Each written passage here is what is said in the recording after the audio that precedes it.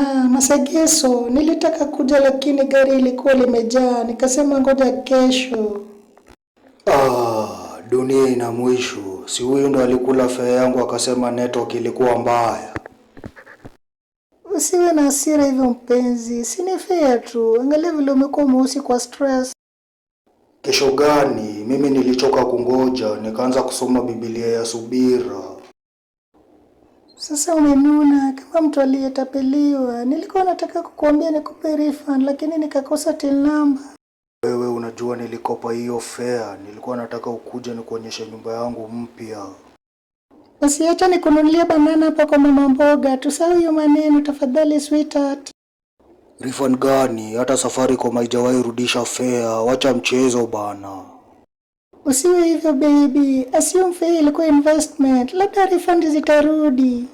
Banana? Nilikuwa nataka ukuje tu watch movie, si kukula banana. Usijali babe, tutawatch movie this time, ukituma fare tena. Hizo returns zako ni za pyramid scheme, nilijua mapema, wanawake wa Nairobi mnaimbia ya kula fare. Babe, leo sikupanga kutoka, next time please. Nimekataa, tunaenda kuwatch movie sahi, hakuna cha next time sahi. Babe, I apologize, next time tafadhali nitakuja, I promise. Leo itakuwa funzo kwako tena, usikule fare mwingine, nitakuinua juu nikupeleke kwangu.